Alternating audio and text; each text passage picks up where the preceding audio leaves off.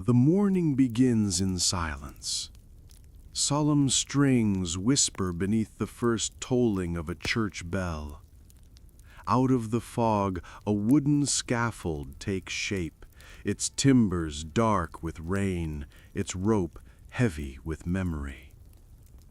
A crowd gathers in the marketplace. Mothers clutch their children. Merchants still their cries. The butcher's knife pauses above the block. Every eye is drawn toward the platform where justice, or what passes for it, will unfold. No one dares speak above a whisper. The air itself seems to wait. For centuries, scenes like this were as common as Sunday prayers. Towns from London to Lübeck, from Rouen to Krakow, all performed this ritual of order. Justice was not only to be done, it was to be seen. It was a spectacle of morality, fear, and faith. The condemned paraded through cobblestone streets, priests murmuring final blessings while drums rolled beneath the rising scaffold. And always there was the figure everyone both needed and dreaded, the executioner. He was feared as the hand of death, despised as the agent of shame. The law demanded his service, but society refused him fellowship. His home was built outside the city walls, his family forbidden to mingle with the respectable. He lived where law and sin touched. And yet, sometimes that feared figure was not a man at all. A hand appears, slender, steady, tightening a rope, testing its tension. Beneath the hood, the shape of the body is unmistakably feminine. The idea unsettles. But it is not invention. There have always been women who stepped into this darkest of trades. Women who raised the sword, the whip, or the branding iron when duty or desperation left them no other path.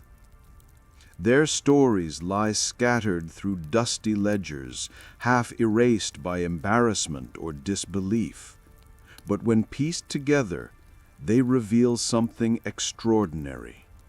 A hidden lineage of women who dealt death in a world that denied them even the right to speak it. To understand how women ever became torturers or executioners, we must first step into a world where pain itself was a language of the law. In medieval and early modern Europe, execution was both punishment and performance, a carefully staged act of moral theater. Every lash, every drop of blood was meant to communicate divine order. The condemned embodied wickedness, the crowd redemption through terror. The executioner stood between them like a priest of violence. His work was holy and polluted at once. Theologians wrote that he served God's justice. Townsfolk crossed themselves to ward off his touch. The paradox defined his existence. He was indispensable, yet untouchable. His children inherited his stigma as naturally as his tools, the sword, the rope, the iron brand. Marriages between executioner families became common. Small dynasties of ostracized professionals who kept society's conscience clean by staining their own hands. Into this closed and reviled circle, a few women stepped. Some were widows who refused starvation after their husband's death. Others, daughters trained from youth in their family's dreadful craft. A few volunteered, though choice is a dangerous word in an age where hunger decided most fates. Whatever their reasons, they stood upon that scaffold and carried out the same commands as any man: to sever the neck, to tie the knot, to make the law visible. History's pages rarely pause to name them, but occasionally one woman's fate flares brightly enough to illuminate the rest. Oxford, England. The year is 1650. A servant named Anne Greene stands at the gallows. She is 22, accused of a crime that terrifies her century: infanticide, the secret killing of her newborn. In a time when a woman's body was considered both evidence and curse, even the stillbirth of an illegitimate child could condemn her to death. The crowd watches as the noose slips over her neck. The trap falls. Her body jerks, twists, then hangs still. For half an hour, she dangles while the ministers declare that justice is done. Her corpse is carted away to Oxford's medical school, where students prepare to dissect it. Anatomy lessons paid for by tragedy. But when the scalpel meets her skin, something extraordinary happens. A faint breath, a pulse. Shock turns to chaos. The students rush to revive her, rubbing, bleeding, forcing air. Slowly, impossibly, Anne Greene opens her eyes. To many, it is a miracle. To others, an omen. Word spreads across England that God himself has intervened. The court, unwilling to challenge a divine sign, grants her a pardon. Anne Greene lives 17 more years. She never wielded the sword herself, but her story exposes the razor's edge that separated victim from executioner, sinner from saint. She was meant to die as a symbol of sin. She lived instead as a symbol of mercy. And through her survival, we glimpse the strange duality of women's relationship to punishment, always on the receiving end, except in those rare, unsettling moments when they stood in command of it. Across the Channel, in the city-states of Germany, the chronicles mention the Henkerin, the hangwoman. In France, she was called the bourrelle. In Russia, the katka. Their names shift, their shadows remain. These women appeared wherever the executioner's line faltered. When a husband died, a son was too young, or the town could find no man willing to touch the condemned. Municipal councils turned pragmatism into policy. Let the widow serve until another can be found. Some worked in silence for years, their signatures appearing in payroll ledgers. Maria Monnikin of Saxony, Catherine Ruffin of Alsace, unnamed women listed simply as the veuve du bourreau, the executioner's widow. In Russia, records from the 18th century describe female assistants who administered flogging and branding in women's prisons, justified under the guise of modesty. Male officers were forbidden to strip or strike female bodies, so women were hired to do it instead. Propriety became a weapon. They were not celebrated, nor even recorded as exceptions. Society preferred to forget them the moment their duties ended, but their existence tells us that beneath the rigid hierarchy of gender lay a darker truth. When necessity demanded cruelty, virtue could always bend. Imagine the scene: a crowded town square, a woman standing beside the block, the murmurs of the crowd turning to disbelief. Perhaps she keeps her hood up, perhaps she doesn't. The sword flashes, the crowd gasps, and afterwards no one quite knows how to feel. Is she a monster? A widow fulfilling duty? A symbol of divine justice gone awry? No record captures her thoughts. Only the echo of the crowd remains. The scaffold, in every age, mirrors its society. It shows who holds power and who bears its cost. The women who climbed those steps remind us that gender was never a perfect shield against necessity. They stepped into the forbidden role not to rebel, but to survive. And in doing so, they unsettled the moral order of their world. From the edge of that wooden platform, the past still whispers contradictions of women forced to enforce divine law, yet forever punished for claiming authority over life and death. Their hands steadied the rope, lifted the blade, wiped the blood. And though history tried to erase them, their shadows remain in the grain of every scaffold, in the echo of every bell. The music fades. The fog lifts. The marketplace empties, leaving only silence and a memory. A reminder that the face of justice has never been as simple as we imagine. The story of the female executioners has only begun. The fog has barely lifted from the fields beyond the city walls. A dirt path snakes past the graveyard toward a small timbered house set apart from all others. Its shutters are closed, its gate unpainted, its silence deliberate. This is the home of the executioner and his family. No priest blesses this threshold. No neighbor lingers here with bread or gossip. Yet life persists. Children's laughter muffled, tools gleaming by the hearth, and the smell of iron and soap mingling with the morning stew. Here, the business of death is as ordinary as the turning of the seasons. In this uneasy household, the first hangwomen were born. In the tightly knit towns of late medieval Germany, every role in civic life was accounted for.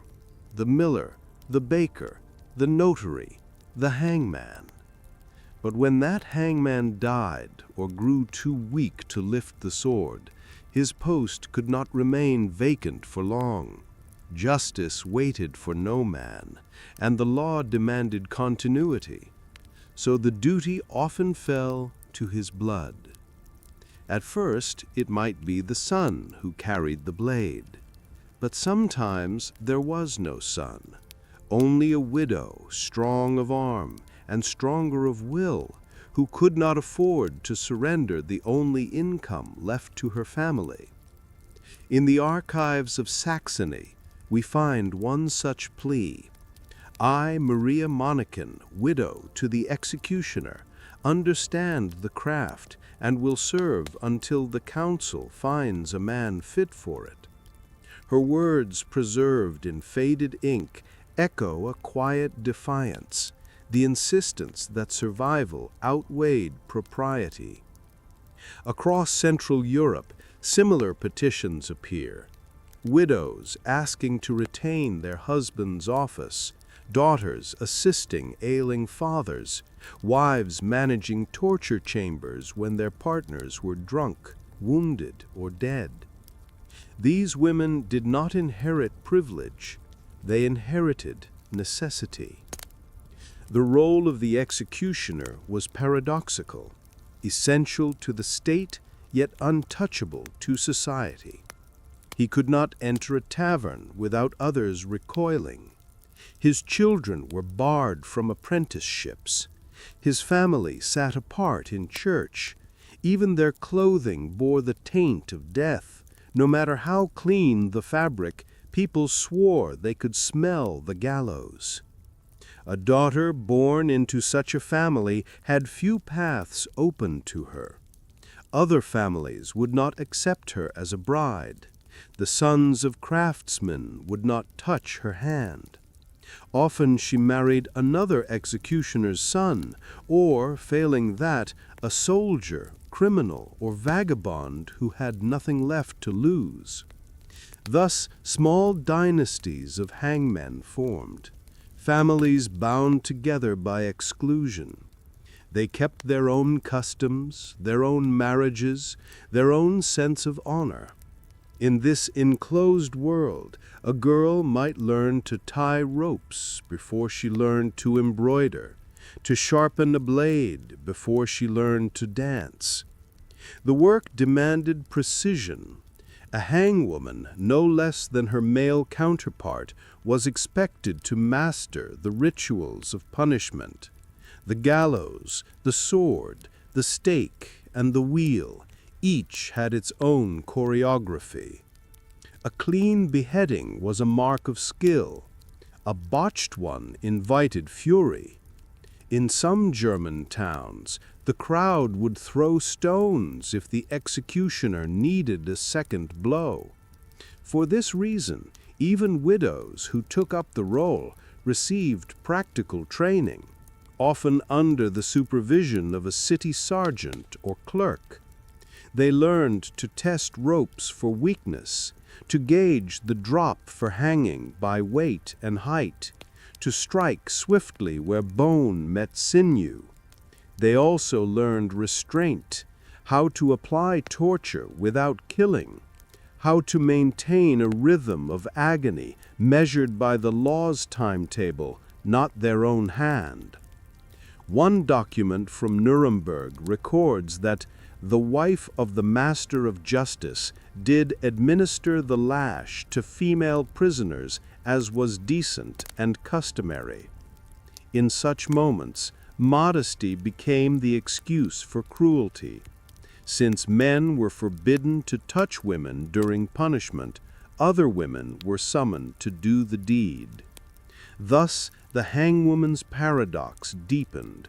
She was the embodiment of propriety and its violation at once, the decent enforcer of indecent acts. Inside the executioner's cottage, the contradictions multiplied. These families often lived better than peasants, for their pay was steady and their skills useful. When not performing executions, they butchered animals, tanned hides, and brewed medicines. Indeed, their reputation as impure made them strangely indispensable. Because others avoided them, they became healers of last resort. They set broken bones, lanced abscesses, and sold ointments brewed from herbs and, more morbidly, from human fat. To the same woman who tightened a noose on Tuesday, one might come for a cure on Thursday. The hand that took life could also restore it. In the candlelight of these strange homes, a woman might clean her tools beside a pot of stew, children asleep in the corner, her husband's sword laid across the table like a family heirloom. This was not the world of nobles or martyrs. It was the gray borderland of necessity, where survival dulled the edge of horror. Far beyond the Holy Roman Empire, in the cold expanse of Imperial Russia, similar shadows moved. Records from the 18th and 19th centuries mention strajnici, female wardens who administered floggings in women's prisons and labor camps. To Western eyes, they seemed barbaric relics. To local officials, they were merely practical.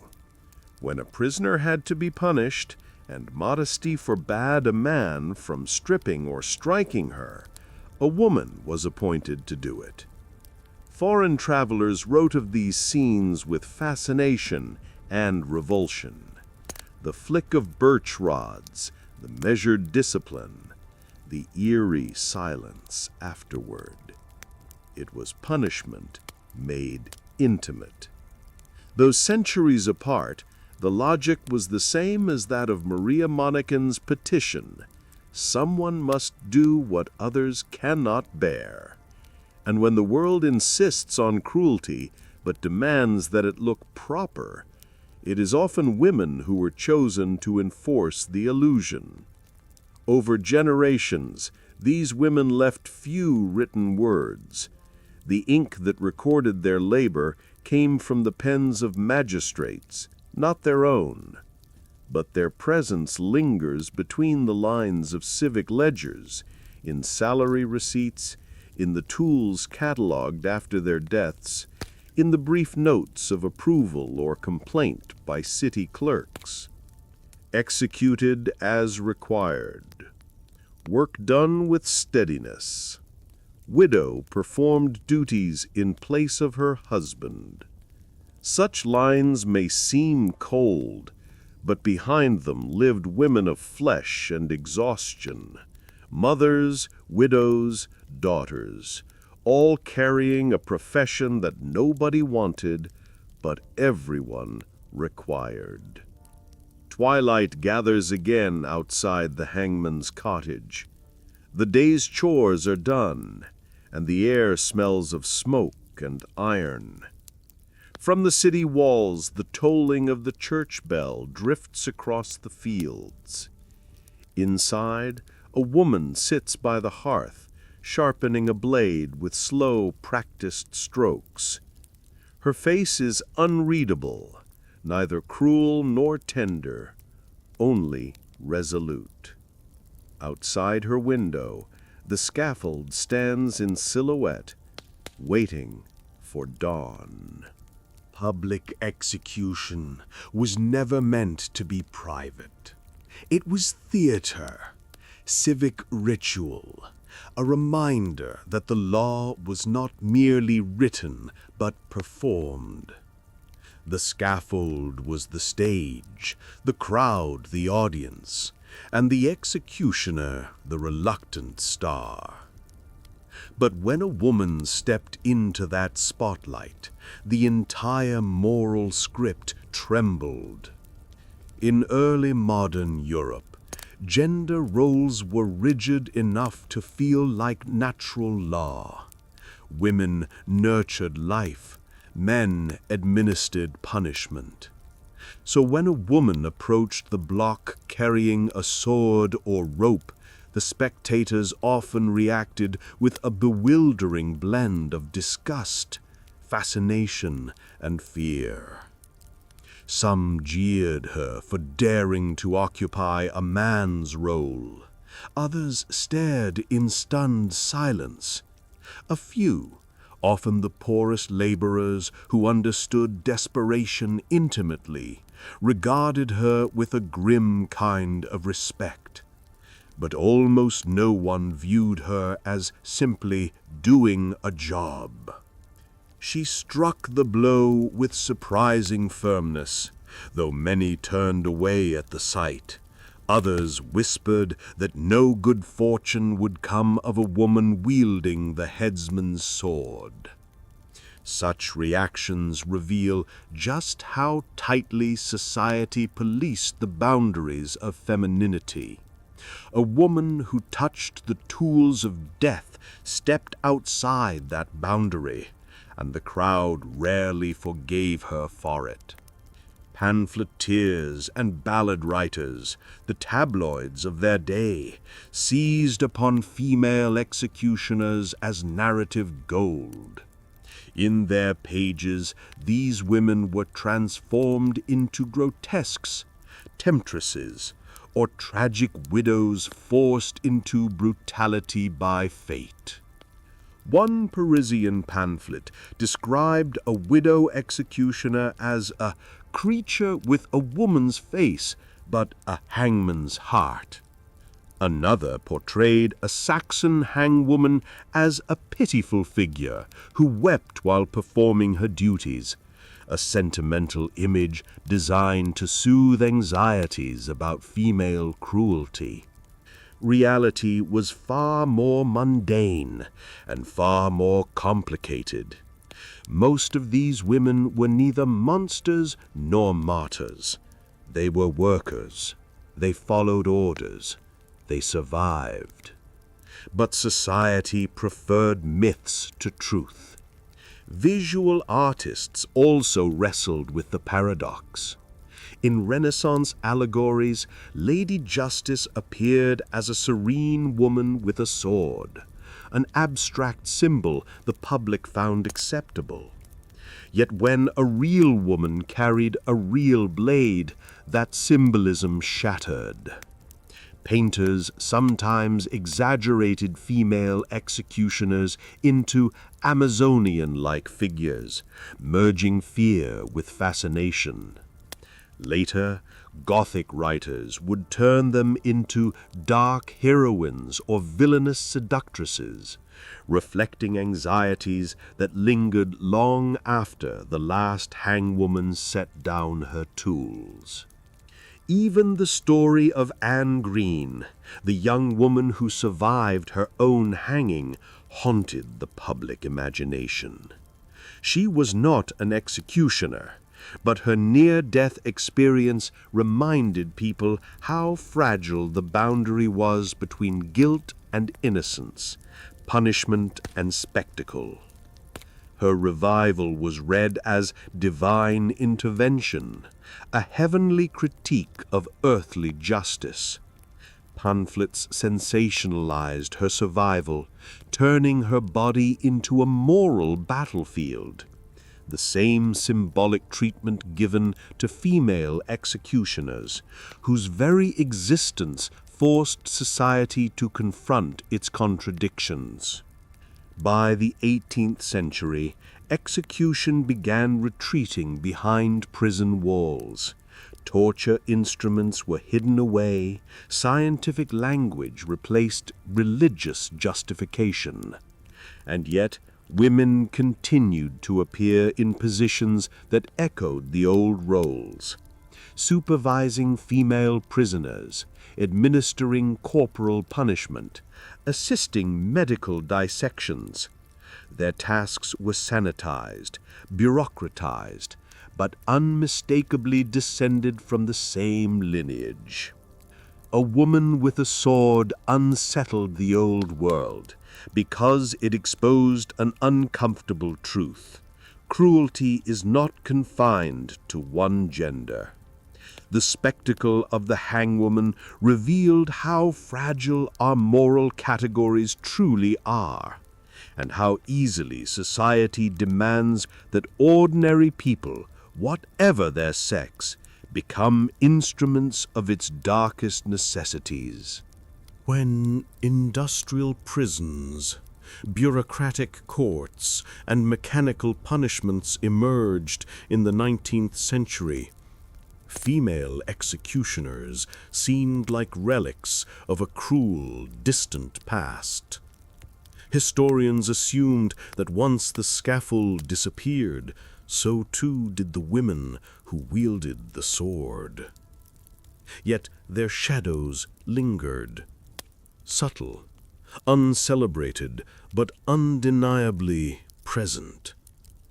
In the 20th century, women resurfaced in roles entwined with punishment and execution, though under new, bureaucratic titles.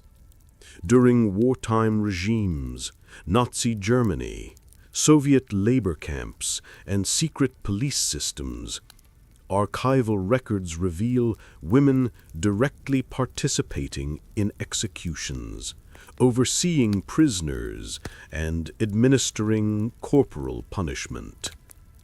Figures like Irma Grace, Elizabeth Volkenrath, and Juana Bormann executed and tortured themselves, later facing justice for crimes against humanity.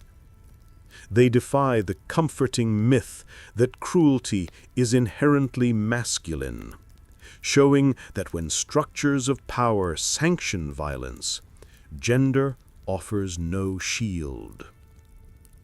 Unlike the widows or daughters of town executioners, these modern women were not continuing a family trade. They were instruments of ideology, trained, organized, and deliberate. Yet the through line is clear. Societies wield gendered authority inconsistently, and women can occupy the same positions of feared control as men. For centuries, historians, moralists, and cultural storytellers embraced the notion that women were naturally tender, compassionate, and incapable of calculated cruelty.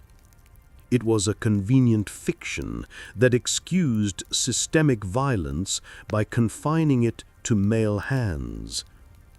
But the reality of female executioners from early modern Europe to modern totalitarian regimes challenges that ideal. These women were not anomalies. They were responses to the demands of power, survival, and circumstance. Their existence reminds us that cruelty is not inherited from sex, but permitted by social and institutional structures.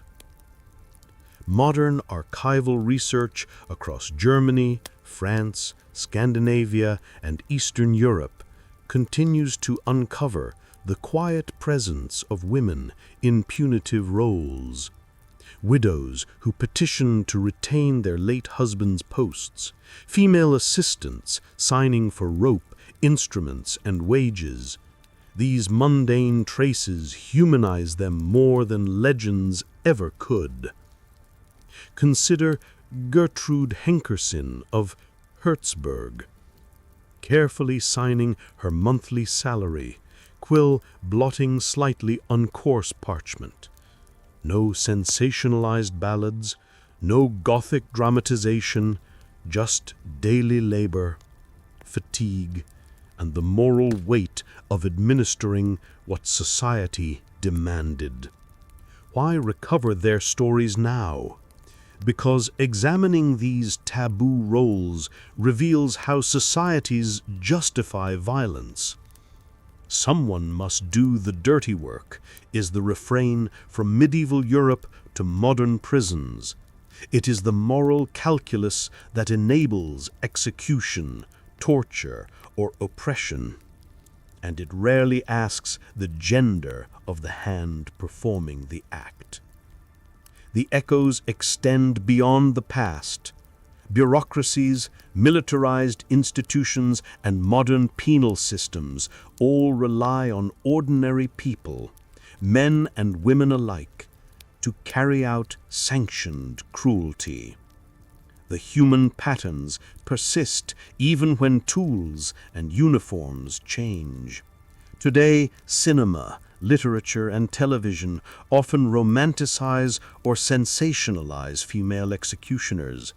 The femme fatale, the dark avenger, the corrupted saint.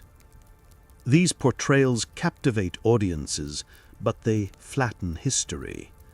The real women were professionals, tragic, courageous, practical, and burdened, not mythical. Remembering them is not about glamour or horror. It is about understanding how ordinary humans, men and women alike, navigate systems that demand obedience, cruelty, or both. It is about tracing the moral threads that connect a widow's ledger entry in 17th century Germany to the silent administration of punishment in modern institutions. Their names may have been forgotten, their deeds obscured, but their presence endures. The shadow of the hangwoman stretches far beyond the scaffold into archives, prisons, and the conscience of every society that sanctions violence. Justice has always worn a mask, blindfolded Lady Justice, scales in hand, sword raised. We imagine her abstractly, impartial, incorruptible. But what if she were flesh and bone? What if she walked through a town square where the law demanded a body to swing before breakfast? The story of female executioners is not about women stepping into a man's job. It is about society's contradictions laid bare. Cultures that barred women from politics and learning sometimes deemed them suitable for torture. Communities that demanded purity from women handed them the instruments of sanctioned death. Anne Greene's near execution mirrors the survival of countless women under crushing systems. Her second breath is more than a miracle. It is a symbol of endurance, of life returning where society had decreed none. The legacy of the hangwomen persists, even in modern institutions. Execution is now mechanical, administrative, bureaucratic. Syringes, switches, reports. Gender no longer defines the hands performing the act, but the moral weight remains unchanged. Those quiet, ordinary acts, signing, preparing, overseeing, carry the same responsibility as lifting the sword centuries ago. These women were never monsters nor saints. They were human, professionals caught between stigma and survival, obedience and conscience. They reveal how societies rationalize cruelty, how ordinary people can become instruments of fate, and how gender neither excuses nor restricts moral choice. From medieval marketplaces to modern prisons, the faces of justice have multiplied, yet the shadow of the scaffold stretches on. Maria Monnikin clutching her sword, Anne Greene gasping back to life, nameless matrons tightening whips, they all inhabit the same intersection of duty and damnation. Perhaps the lesson is not about gender at all. It is about the human capacity for obedience, the ease with which we perform tasks society demands, even those that administer death. Justice, mercy, and cruelty share a fragile stage, and while the actors change, the play never ends. Remember them, not as myths, not as monsters, but as women who stepped where society told them not to, and bore the weight of its judgment.